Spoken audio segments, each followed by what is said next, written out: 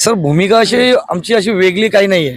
फक्त आम्हाला या कंपनीला आणि या प्रशासनाला एवढं सांगायचं आहे की कमीत कमी आम्हाला जगू द्या, आम्हाला कमीत कमी सुखाने जगू द्या. ह्या कंपनीची आज पहिल्यांदा नाही आहे.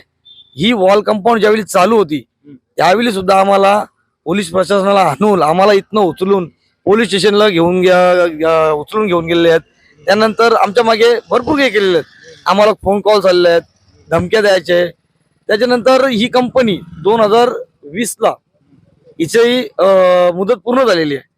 त्या अगोदर 2018ला या कंपनीमध्ये एक पोकलनच्या साह्याने ज्यावेळी केमिकल प्रेस करत होते त्यावेळी एक एवढा जोरात ब्लास्ट झाला का करवल्यापासून तलोजापासून आवाज येत होता, आवाज गेला. पोकलनचा ड्रायव्हर अक्षरशः जागीच मृत्यू झालेला त्याचा. तो पोकलनचा बकेट तुटून अर्धा किलोमीटर पर्यंत गेलेला आहे, उडून एवढं लांब गेलेला आहे. आणि तेव्हा सुद्धा प्रशासनाचं हेच ढसाळ काम चालू आहे.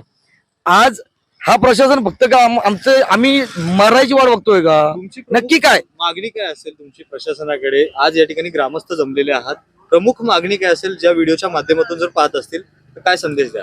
आज आम्हाला एवढं सांगायचं आहे का ह्या भिंतीला 1 वर्ष सुद्धा झालेलं नाहीये काम करून, किंवा इव्हन आता सुद्धा काम पुढे चालू आहे.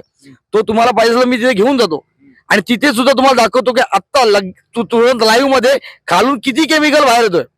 ह्यावेळी ही जी भिंत बांधायला चालू आहे तिथे किती केमिकल बाहेर येतोय तो तुम्ही स्वतः बघू शकता. आणि ही जी भिंत आता जी बांधलेली आहे ही भिंतीचं काम तर आम्ही पुढे करून देणार नाहीच आहोत. पण जो आता नवीन काम त्यांचं चालू आहे तिकडे तोही करून देणार नाही आम्ही.